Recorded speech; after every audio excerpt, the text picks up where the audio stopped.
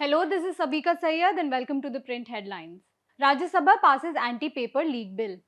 The upper house held a marathon discussion on amendments to public examinations bill. Speaking in the house, leader of the opposition Mallikarjun Kharge alleged that Home Minister Amit Shah was responsible for the atrocities on students. The proceedings witnessed uproar after Kharge also claimed that RSS members were heading educational institutions.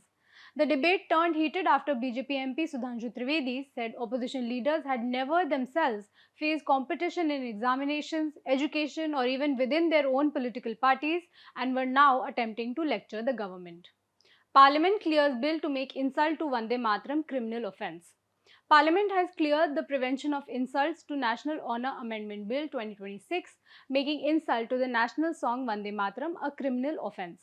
The bill was introduced in the Rajya Sabha on July 24 and passed there yesterday before being approved by the Lok Sabha today. The legislation was passed by voice vote amid opposition protests demanding a discussion on police action against students protesting the NEET paper leak. Cockroach Janata Party's Dipke warns government against harassing students, seeks action over pellet gun use. Cockroach Janata Party founder Abhijit Dipke demanded action against officials who ordered pellet gun firing at Jantar Mantar on July 20 and warned against police harassment of student activists. Returning home after a month-long protest in New Delhi that led to the resignation of Union Education Minister Dharmendra Pradhan over the NEET paper leak, Deepke claimed police across multiple states are visiting student activists' homes and threatening them with arrest.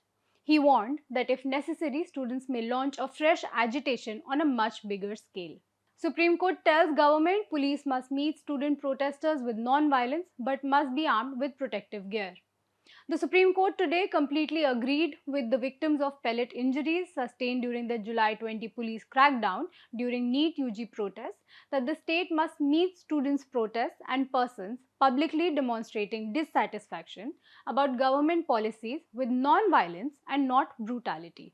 However, a three-judge bench headed by Chief Justice of India Suryakant said it was also aware of the possibility of unscrupulous elements hijacking a bona fide students' protest, driving it into a spiral of violence. The petition argued that the use of pellet guns loaded with partly or wholly metallic pellets for crowd dispersal fails the constitutional tests of necessity, proportionality, and reasonableness. IIT alumnus Jagdish Abhale appointed Secretary of Ayodhya Ram Temple Trust. The Sri Ram Janmabhoomi Teerth Kshetra Trust has appointed Jagdish Abhale as Secretary to oversee the daily administration. The appointment will be formally sanctioned at the Trust's executive meeting on September 2 this year. A resident of Pune, Abhale is associated with the Rashtriya Swayamsevak Sangh and holds a B.Tech in Electrical Engineering and an M.Tech from IIT Bombay. He has worked with multinational corporations in Europe and US before returning to India after retirement. Mamata Banerjee urges EC to conclude TMC dispute inquiry. Former West Bengal Chief Minister Mamata Banerjee has urged the Election Commission to conclude its inquiry into the dispute over the ownership of the Trinamool Congress name, symbol and organizational control. She requested that no further opportunity be given to the rival faction led by Ritabrata Banerjee after repeated extensions. The request was made in a letter to the EC. Delhi court cancels non-bailable warrants against SFI's Aisha Ghosh. A Delhi court today cancelled the non-bailable warrants issued against SFI Joint Secretary Aisha Ghosh in a 2021 case. Judicial Magistrate Vijay Sri Rathore cancelled the non-bailable warrants after Ghosh appeared in the court. A detailed order is awaited. Sonam Raghuvanshi surrenders before Meghalaya court after Supreme Court cancels bail. Sonam Raghuvanshi, accused of killing her husband Raja Raghuvanshi during their honeymoon in 2025, surrendered before a trial court in Shillong in compliance with the Supreme Court order cancelling her bail. The accused, a resident of Indore in Madhya Pradesh, was remanded to judicial custody on July 28. The Supreme Court on July 23 set aside the bail granted to Sonam and directed her to surrender within 3 weeks. She was arrested in June last year in connection with the killing of her businessman husband Raja Raghuvanshi. Supreme Court agrees to July 31 hearing in Senthil Balaji's appeal against denial of pre-arrest bail.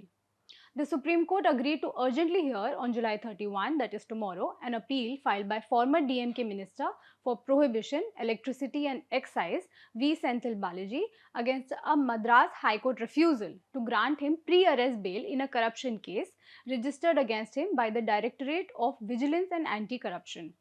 Making an oral mentioning before Chief Justice of India Suryakant today, senior advocates Kapil Sibal and Mukul Rohatgi, along with senior advocate Amit Anand Tiwari, said the FIR was based on allegations levelled by the ED in an affidavit filed 2 years ago in the Supreme Court.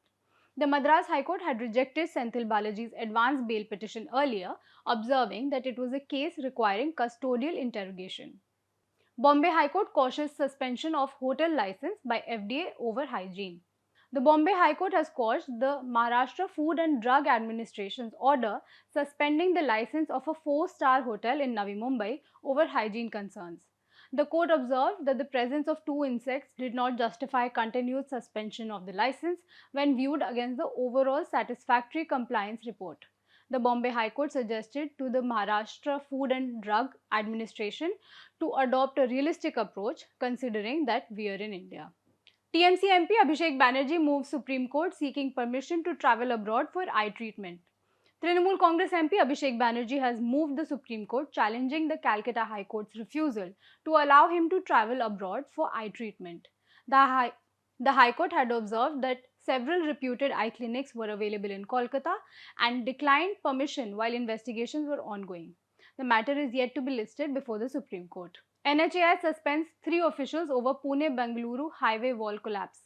The National Highways Authority of India has suspended 3 officials following the collapse of a reinforced earth block wall at an under construction section of NH48 near Nipani in Karnataka. The suspended officials include the project director, bridge engineer, and resident engineer. Disciplinary proceedings have also been initiated. Delhi High Court declines to stay HPV vaccination drive, seeks centre's reply. The Delhi High Court refused to stay the centre's ongoing HPV vaccination drive, saying the material before it did not indicate any immediate harm from the vaccine. The court, however, observed that half-baked vaccines should not be administered and that all required protocols must be followed. It sought the centre's response in the matter. Death toll in Assam floods rises to 78. The death toll in the Assam floods has risen to 78, with 7 districts continuing to remain affected. According to the latest data, more than 3 lakh people have been impacted, while over 21,500 hectares of crop area remain submerged. Relief materials have been dispatched to the worst affected districts. India calls out New York Times headline. The Indian Embassy in the United States objected to a New York Times report on protests in Pakistan-occupied Kashmir, saying the newspaper's headline was misleading and incorrect. The report referred to Pakistan-occupied Kashmir as Pakistani Kashmir. The embassy said the terminology used in the report was incorrect. US launches strikes on Iranian targets after missile attack. The US military said it carried out what it described as a heavy wave of strikes against Iran after an Iranian missile attack on US base in Jordan. US Central Command said dozens of Revolutionary Guard targets, including missile and drone facilities, were struck over a 2-hour operation. The strikes came after President Donald Trump vowed to respond very hard. Southern Europe battles deadly wildfires. An uncontained wildfire 4 times the size of Paris threatened to spread further in southwest France as southern Europe continued battling severe wildfires. 3 firefighters were killed in Greece while thousands of firefighters and aircraft remained deployed across affected regions. Hundreds of thousands of people have been evacuated across France and Spain. Japan earthquake death toll rises to 25. The death toll from the 7.1 magnitude earthquake that struck southern Japan has risen to 25. Thousands of households remain without electricity and water in Kumamoto Prefecture. Authorities said concerns are growing over extreme heat and shortages of essential supplies. Indian hockey team switched from blue to saffron jersey for World Cup. The Indian men's and women's hockey teams will wear saffron jerseys instead of their traditional blue kits at next month's FIH World Cup in the Netherlands and Belgium. Former captain Virendra Scinia criticized the move, while Hockey India defended it as a technical necessity and said the colour symbolizes courage, sacrifice, and victory. The federation said the new design was finalized after consultations with players and support staff. England reappoints Joe Root as Test captain.